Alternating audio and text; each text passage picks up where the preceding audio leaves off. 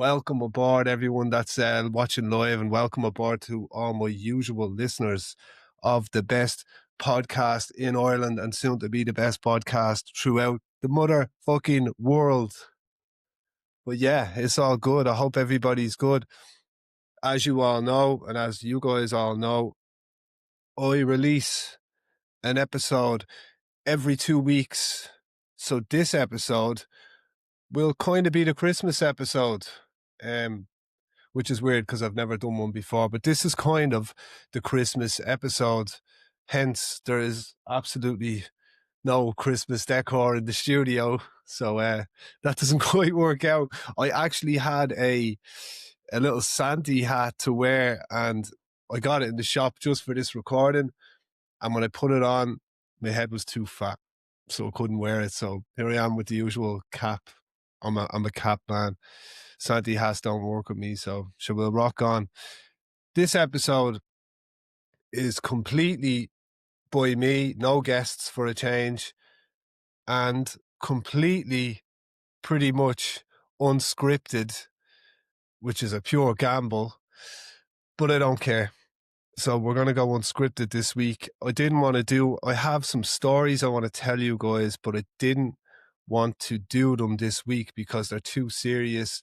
And why should I tell you some criminal murder stories when we're getting so close to the festive season? So we're on a freestyle, and boy, do I know how to freestyle. So let's go. Whose chicken? Sorry, people are listening to the recording rather than the TikTok, but who's chicken stars 67? Who is currently having a shit, according to their comments. So yeah, the world is a wonderful place. The internet gives us scope to learn everything about everyone, so that's fucking great. Anyway, I found some weird stuff on the internet the last couple of days, speaking of the weird internet. And I said to myself, sure, look, we might as well talk about them on the podcast. So with it being, this dude is distracting me on TikTok, man. I got to ignore him for a moment.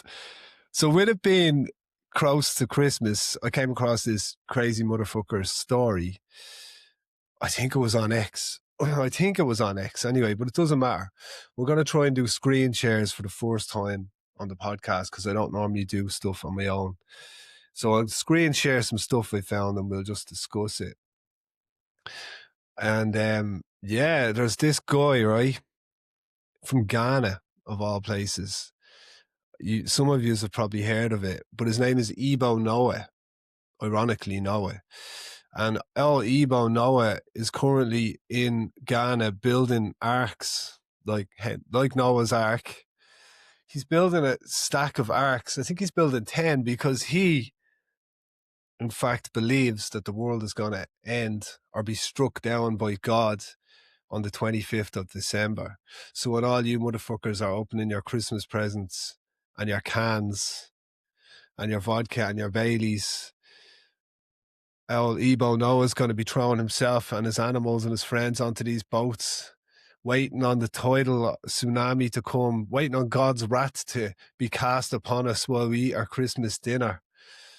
So yeah, I mean, if he's right, if Ebo Noah is right, we better get tickets to Ghana quick and get on the boat, right? But here, sure, I found a video of him, right? So let's, hold on. Let me do a screen share first. You can tell I'm just so professional, man. I really am. Let's try the screen share. Right, here we go. Biblical covenant broken. Let's see. All right, there we go. I am professional. It works. Right, so this is a video of him. It's only a TikTok, so maintain your attention span. I know you all have 3 seconds attention span these days.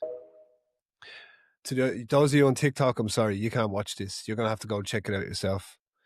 Right. Here we go. 25th of December. Breaking news, a man named Noah in Ghana is building an Ark of Doom because he says the world will end in a few weeks. He says God told him in a dream that starting on December 25th, the things written in the Bible will happen again and a big flood will cover the world. To save people, he is building huge boats.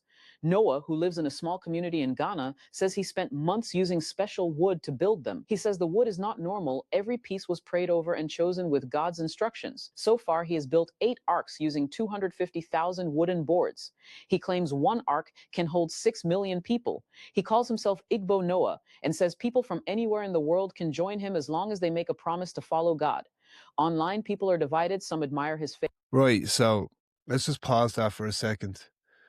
Igbo Noah, I stand corrected unless I'm right, and this news story is wrong. I thought it was Eno, but anyway, maybe imagine if he was right, but think of the hustle here. Think of the hustle. This fella is after getting the best of best wood to build these arks to save humanity and mankind. And what I'm thinking is, maybe, just maybe, he's selling the fucking wood. Maybe he's selling the product. He's selling the fear and he's selling the solution. Speculation, of course. Let's see. Others laugh at him and say he is crazy. He now has 200,000 followers on TikTok, and he says he will not stop. Noah believes his mission is to save as many lives as possible before the rain begins. He is inviting anyone who believes him to help build more arks and get ready for the flood. Are we all meeting in Ghana this Christmas? Hey, he has a lot more followers on TikTok than all of us put together. So maybe he's doing something right. Maybe he's doing something right. Right, let me get this full screen thing going again. So yeah, I don't know. Strange stuff. 200,000 followers on Instagram for this fella who reckons the world is going to end on the 25th of December. Maybe he's just brilliant at marketing. I don't know. I'm actually intrigued to find out. I'm very intrigued to find out what happens on the 25th of December now. I'll be keeping an eye on this fella. And if shit hits the fan, we're all going to be saying we should have listened to him. But hey, his guess is as good as mine. While we're on the subject of the 25th of December, I'm going to have this argument, which is turkey is overrated to fuck. Turkey is an overrated Christmas. Like the fact that the primary ingredient in a Christmas dinner is turkey is just an ultimate disappointment to me. It's just dry. It's like chicken, but no, it's just dry, man. I'm not feeling it. Just turkey, I don't get it. I'm all about the ham. It's all about the ham at Christmas dinner. Get some spices into it. Get some fucking whiskey into it. Get some honey glaze on it. And you can all keep the dry ass turkey. I'll just have the ham. I know people are going to debate me on that, but that's just how I feel, man. I just wanted to put that out there. Don't take it too seriously, like. Another weird video that someone showed me today, actually, is... No, I didn't notice. This happened in 2013, apparently. Apparently some guy from Cork, Skibbereen to be precise, in 2013, Sean Murray, shout out to you. Sean Murray set the record. I mean, Irish people, we've conquered the world in many sports and many disciplines, and we're famous for a lot of things. But this guy has cracked it. This guy has set the Guinness World Book of Records record for opening the most amount of bras in 90 seconds. This is real. I watched this video today. I was like, what the fuck, man? We've had champions in boxing, champions in MMA. We've great people in cycling. We've great athletes in the Olympics and running. We had it all, man. For a small country, we've had it all. But we also have this Sean Murray guy who did, I don't know if he still does, but did hold the record for opening the most amount of bras in 90 seconds with one hand.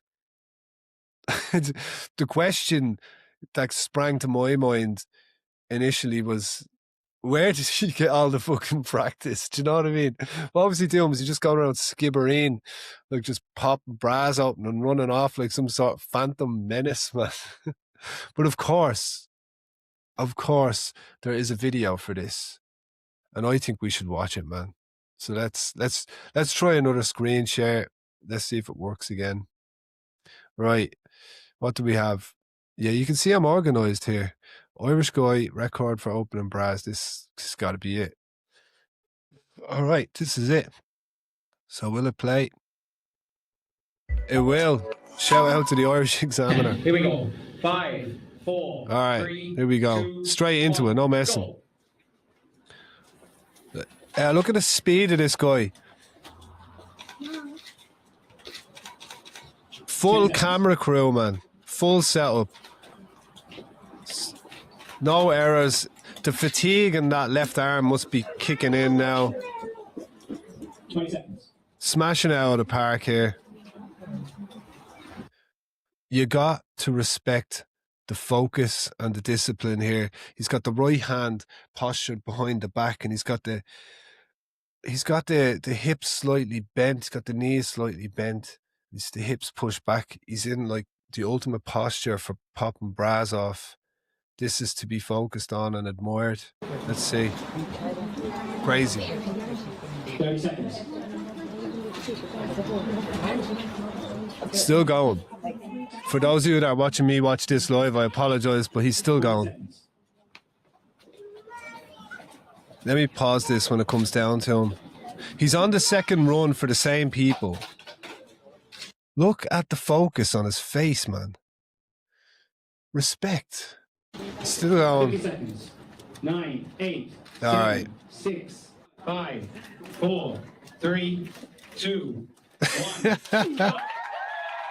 Yes. All right. That was cool. That was actually cool. Sean Murray, man, respect. Respect to you. Why does my camera keep doing that? Sorry. Anyway, so I'm not ridiculing the guy because it was done for a shout out to Recovery Queen. What a legend. Sorry, that was a TikTok thing. Shout out to him because he didn't just do that for the sake of it. I read into it and he done that for breast cancer awareness in Ireland. So I'm glad it worked. I'm just 12 years too late, but respect to you. I hope you're still popping bras off like there's nothing. Good for you, Sean. I remember being young. It's been a while since I had to really do pop a number of women's bras off in the same night. It's never happened to me, but I'm sure I would have struggled after one or two. So respect to you. And Chicken Stars, shout out to you. Your perseverance is impressive. Yeah, so I told you, us Irish people, we apply ourselves to anything and we will win. It is that simple. And this guy is just a great, great example of how Irish people are true champions in any discipline they undertake. This is the most motivational thing I've ever seen, you know what I mean? And I watch a lot of that shit, so hats off to him.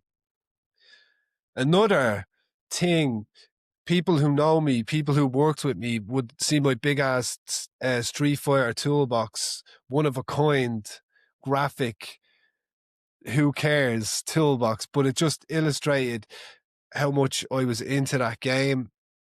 The film back in the 90s with Jean-Claude Van Damme sucked absolute balls, but Jean-Claude Van Damme was a beast. Kylie Minogue as well, but there's a new one. You can exit this live just to check the cast of the new. No, don't exit. Check it later. But you can check the cast of the new Street Fighter film. And I'm going to do it here. I'm going to go through the cast of the Street Fighter film, primarily for my actual podcast viewers. And I'm going to rate them because I thought some of them were interesting and some of them were weird and some of them were potentially wrong. So let's pop into the cast, which is just being announced, of the new Street Fighter film, and let's see what we think of it. So where am I at? I have this open somewhere. Yeah, I do. I'm fucking organised today. Right. So this is obviously Ryu. Kelly, what's happening? How are you? I hope you're good. You deserve a shout out. So this, you won't see it. Hold on. I'm just going to turn the second camera for TikTok. This is Ryu. All right. That's Ryu. How am I going to do this now? How am I going to get my hand around? Yeah. That's Ryu, who apparently is played by Andrew Koji. And I am out of touch with films nowadays. Most of them. I don't know who Andrew Koji is, but I know Street Fighter better than most people. So I'll tell you what characteristics Ryu requires to be the right Ryu. He needs, I'm not racist, he needs a slightly Japanese look. All right, we have that. He's got the headbands, the gloves are right. The outfit is perfect because it's weathered. It's white, but it's weathered. Like he's been absolutely giving people a hiding for the last few years and hasn't even washed it yet. So that's perfect as well. Then we get to the more physical things, right? This guy is the right, look at me zooming in on his arms. This guy is the right, he has the correct physique for Ryu. He's not too big, but he ain't skinny. Ryu is like, if Ryu was in the UFC, he would be a middleweight, I'd say, right? Maybe a welterweight at 170, maybe. This guy probably ticks the box. So I'm going to see who the next one is. This website is a bit dodgy to get in and out, but it's hard to find these. Right, so here's Ken. Ken was my favourite. My brother used to always use Ryu, and I'd use Ken. Right. Now, Noah Centineo or something, right? Now, I don't know. You probably know him. I don't know him. Can TikTok people see this? Yeah, they can, right? A little bit. There's a big ring light blinding you, but anyway. Noah Centineo. I don't know who he is. This one I'm worried about, right? Because I think this guy is quite narrow. I'd say he's a bit slim. That shot makes him look a bit thicker than he is. I don't think he's going to be bit chunky enough to be Ken, right? And Ken, this haircut here is all wrong. Ken had like the 90s, it was like 90s boy band, Backstreet Boys, blonde, bowly, overlap haircut. This fella doesn't have that, so I'm meant to be rating these, haven't I? I'm meant to be rating these. Right, let me rate Ryu first. Because let me rate Ryu first. I'll reveal why my brain is fogged up at the moment later. Ryu, I'm going to give an 8 or a 9 out of 10, right? This is Ken. I'm going to give him a 6. I'm not pleased with that. Sorry, man. I'm not pleased with that at all. Right. I hope I remember the fighters' names. Right. Because they're not on the fucking thing. Oh, some of them are. All right, this is Chun-Li. Now, Chun-Li was a beast in the game. She's a beast. This outfit is spot on. It's fucking spot on. It's perfect. The hair is perfect. If any girls are watching, you can tell me what these things are. These Princess Leia looking things up here. That's the way she used to wear her hair. She was obviously Chinese. The ethnicity is correct. And the stance and everything is correct. Chun-Li here by Kalina Liang. 9.5 out of 10.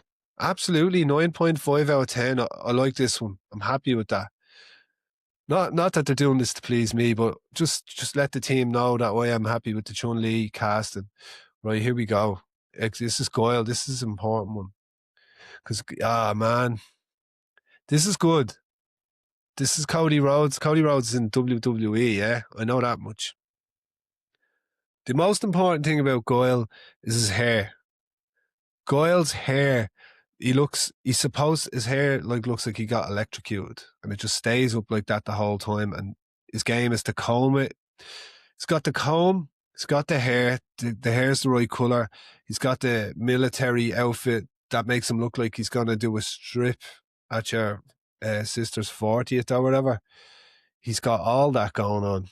So, yeah, Cody Rhodes is casted perfectly. This character's built right.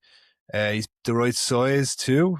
I think he's the right size as well. So, 9 out of 10, man. 9 out of 10. This is looking good. This is going well.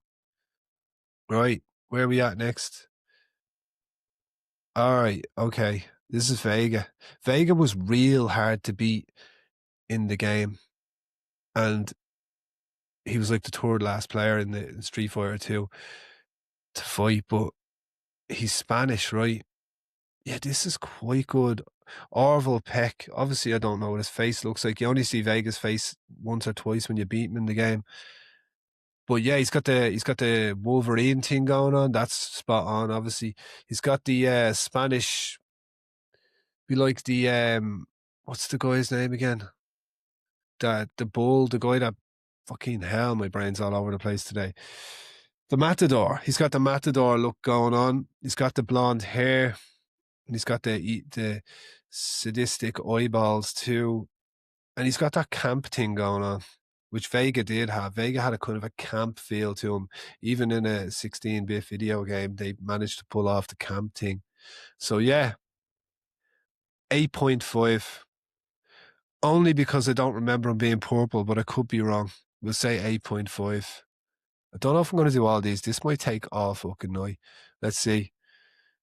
All right, Zangief. Let me just check if the TikTok thing's still working. It fucking is, man. How is? All right. Zangief, Russian wrestler, Cold War, Russia v America vibes to him. This is good, right? Now, let me give you the characteristics of Zangief. Zangief, absolute heavyweight, built like a tank, looked like a power lifter. This guy, Oliver Ritchie, I think his name is, or Richards or something. The screen is a bit blocked out. Hold on. Yeah, Oliver Richards. He's taking all the boxes. He's the right size. See that weird shaved chest thing?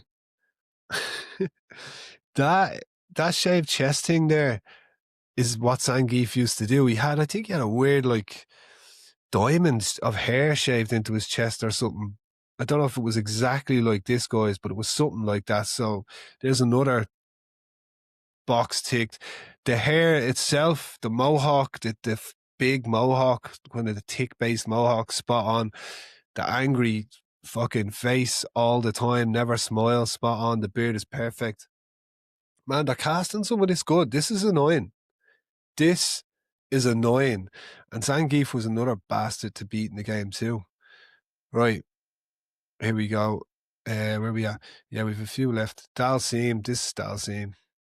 Dalsim is like, I'm surprised the left are letting us do Dalsim now, because this is very fucking, people be like, oh, this is stereotyping and racism, but this is Dalsim. Crazy Indian, could emit fire, could float. Of course, he had to do yoga as well. Now, I can't even pronounce the guy's name that's playing him, but this is good. He's the right size physically. He's got the weird jewelry. He's got all the bangles. He's got the right skin tone. He's got the paintwork on his head. Yeah, and he's got the weird stance too. This could be annoying too. And when I originally seen these, I was a bit skeptical, but now that I look at it with fresh eyes, I'm like, yeah, this is working.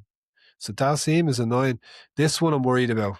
This is dodge. I'm gonna put it out there. Can you see that on my phone? Hold on. This is dodge. First, this is Balrog. Now, Balrog was like built on Mike Tyson. Just a boxer. Absolute beast. But Balrog was a prime boxer, a champion in the game. This is 50 Cent. 50 Cent is probably older than his name now. Like 65 Cent now he should be called. He's fucking too old to play Balrog. He should be playing like Balrog's coach, like Rocky or something. I'm not having this. I'm not having 50 Cent playing Balrog. I mean, he's probably photoshopped to even look that lean. I just don't like it. They kind of got the haircut right, but I'm not feeling this. As much as I like 50 or 65 Cent, should I call him, for this film, that's a 4.5. And the only reason he's going to pull it back to a 7 or something is if he plays the part really well and he's funny. So I'm sorry about that 50, man. That's dodge. Right, here we go. This is an important one too, isn't it? Like Blanca. Oh, Jason Momoa, no way. All right.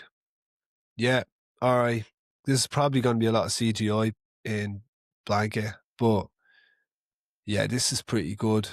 Blanca's like from the Amazon, got some weird experiments done on him and ended up green and with capabilities of electrocuting people. I think he lived in the jungle or something. So we've got the feral hands, we've got the feral nails, the jacked up as well, which was right. The crazy hair, yeah, okay. And the fucking feral face, should I say. It's good. It looks good. Will it play good on camera? I don't know, but let's give him an 8.5. We'll do one more Street Fighter, man, because this could go on all night. All right. Let's do this one, because this one confuses me. I watch loads of UFC. I know pretty much every fighter in the UFC. And this is one of the best UFC champions of all time in the featherweight division at 145 pounds, which is be like me, like small and slim. Alexander Volkanovski, absolute legend of the game. I don't know if he's ever done acting. People need to tell me about this character, Joe, that he's playing. I nearly want to look him up. Hold on, let me look him up for a sec. Joe in Street Fighter, because he's very small and slim in this film. He's a kickboxer, right? Okay. All right. So let's go with this. Or this, right? So yeah, I mean, I kind of get it. Kind of. Got the red pants thing going on. Yeah, all right. Let's X that for a sec. Let's X that. Yeah, so the outfit is right, but it looks real tacky. It looks like a bad superhero film or something. I've never seen Volkanovski with that hair. He's normally bald. Volkanovski, out of interest, he is fought at 145, which is small, but when he played rugby in Australia when he was younger, and he played rugby weighing 210 pounds, way bigger than that, like looked twice as big. So I would have liked to see him a bit bigger for this role, but and that kickboxer guy looks taller. Obviously, it's only animation, but I'm just being a prick here. So I think Volkanovski's a legend, but this is a 5 out of 10. I think that's enough Street Fighter. Let's get back to reality here. Hold on. Yeah, so that was weird. Just what? Who the fuck wants to watch me watching Street Fighter and judging it? But anyway, or even more importantly, who wants to listen to who wants to listen to me talk about Street Fighter? Yeah, so it'll be interesting, but I feel like it's going to be a disappointment. I feel like Street Fighter is going to be a disappointment, man. I really do. Oh no, wait, Elliot. Elliot's there too, man. I just seen your icon. You two are nuts, man. Why you watching me on a Friday for? Yeah, I mean, I don't know when that's coming out. Let me get some more. But I feel like that film's probably gonna suck fucking balls, if I'm honest with you. I feel like it's just gonna be a good cast and look good, but when it comes to the fight scenes and the acting, it's probably gonna be very suspect. So yeah, promising from a promotional perspective, but probably gonna be a poor film. Let's be honest about it. Street Fighter. Sorry about that. Another cool. Yeah, while we're on Street Fighter and acting, we should probably talk about, because it's very important, we should probably talk about fake martial arts. It's a nice segue. You got to admit that. A hobby of mine is to go online and look up fake martial arts videos. And when I say fake martial arts videos, I mean, the people that are doing them think they're real, but if you actually tried it, if you tried that, some of these martial arts in the street, you're gonna get yourself fucking hurt. And that comes from someone that's yeah, it was a smooth transition, boy. Thank you. That comes from somebody that has trained in a few different martial arts and has left some to go to others, because I realized if I try this on the street, I'm probably gonna end up with a cracked skull on the fucking concrete. And there's this dude, right? There's this dude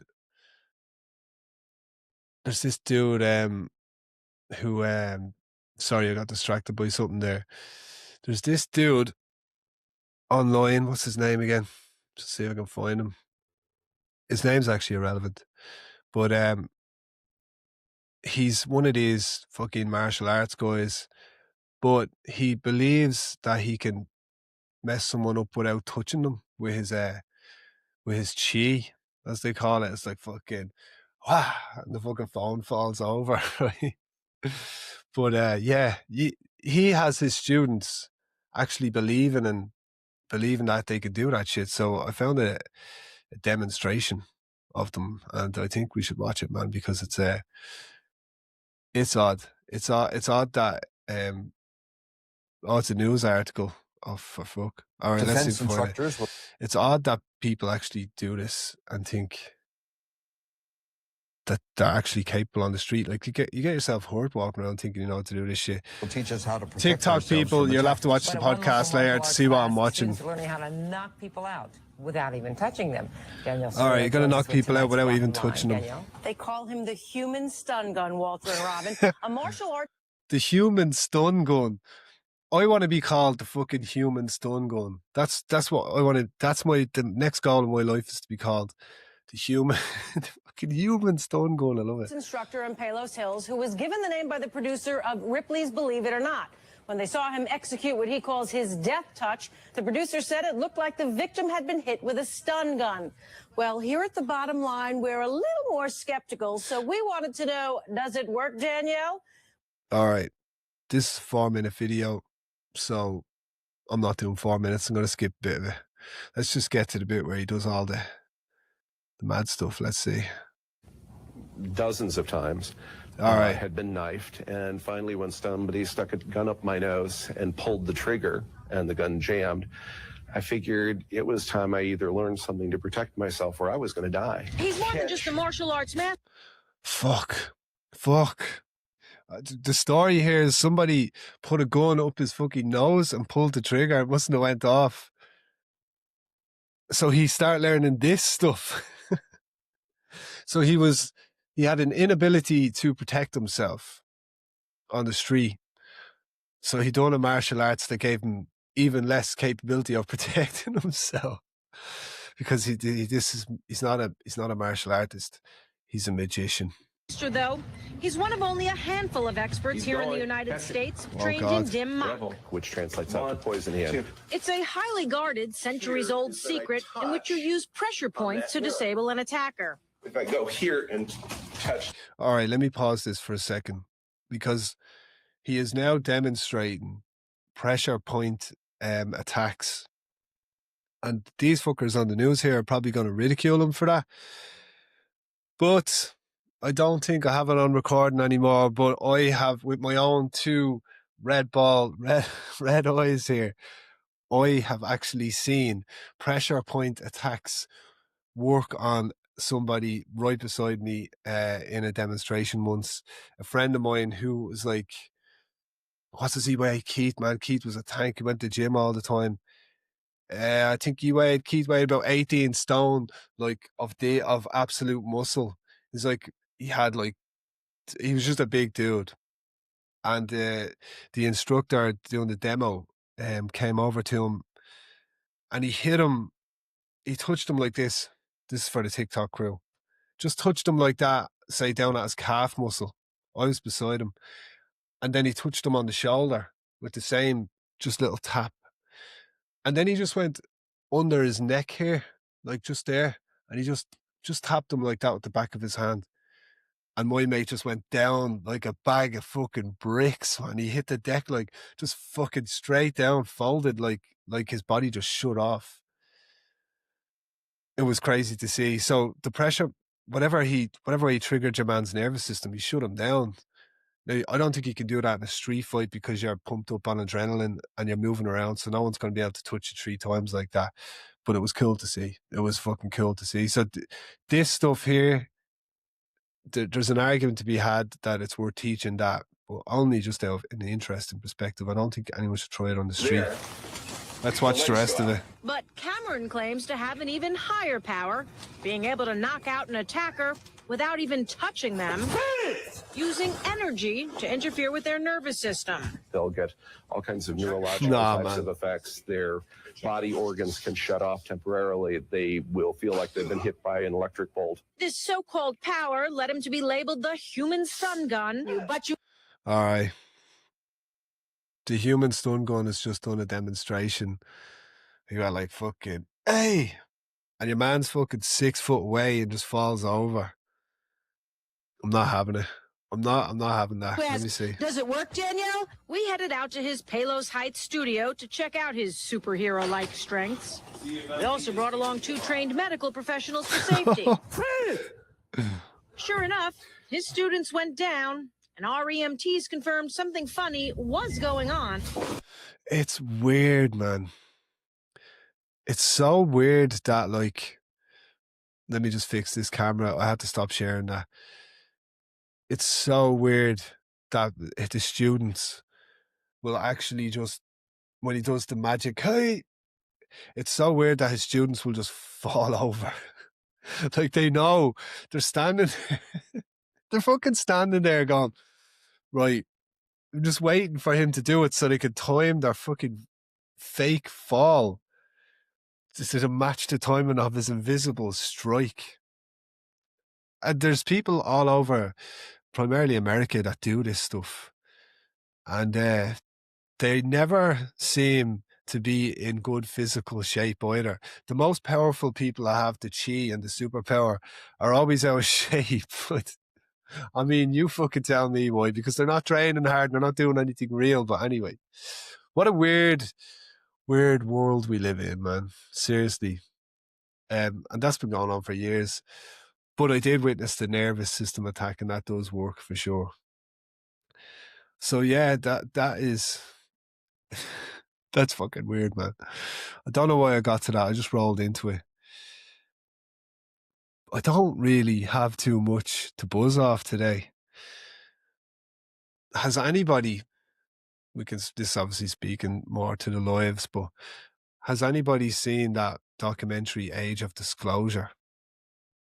Oh, it's about UAPs or UFOs or unidentified aerial phenomenon being hidden by the American and the Russian government, and they have a lot more information regarding aliens and the existence of aliens visiting Earth on a daily occurrence and actually communicating with the leaders of the world and like talking with them almost.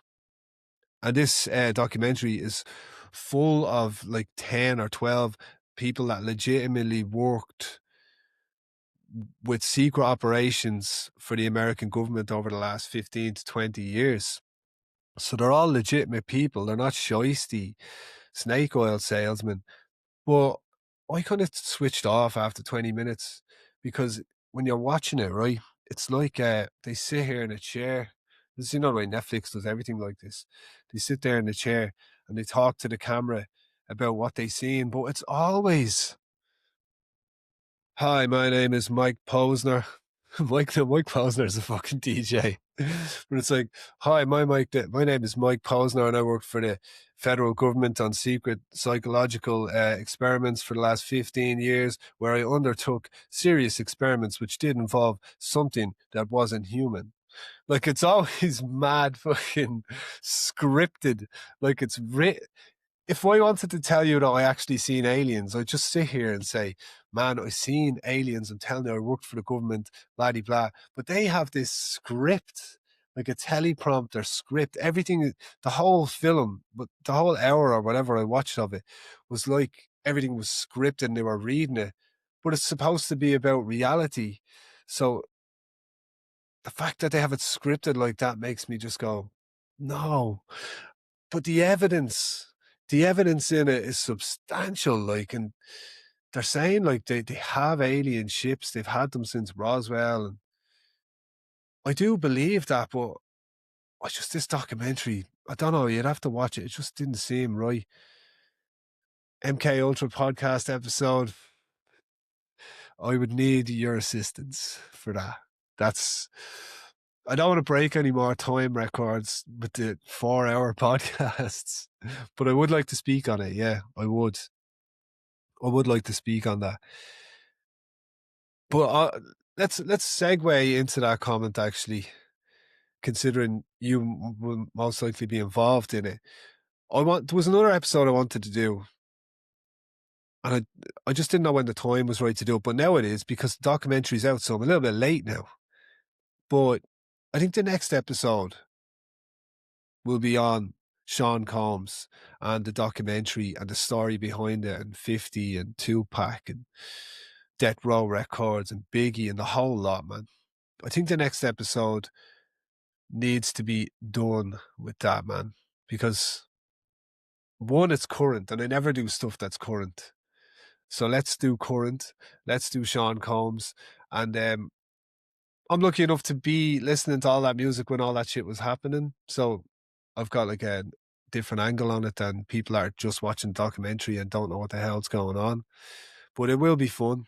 So that will be the next episode. And I wish I had my little Santy hat on, but I don't, because I'm going to close the show here and give you your own time instead of listening to me rambling about absolute nonsense. But thank you for sharing the first screen share podcast with me, and I hope it actually works. We'll find out later. And thank you to you, mad bastards, who are popping in and out and listening to me talk on TikTok, watching me watch something that you can't even see. So respect. Look, take care of yourselves. Have a good Christmas, man. I hope all's well, and stick with us on the road. Take care.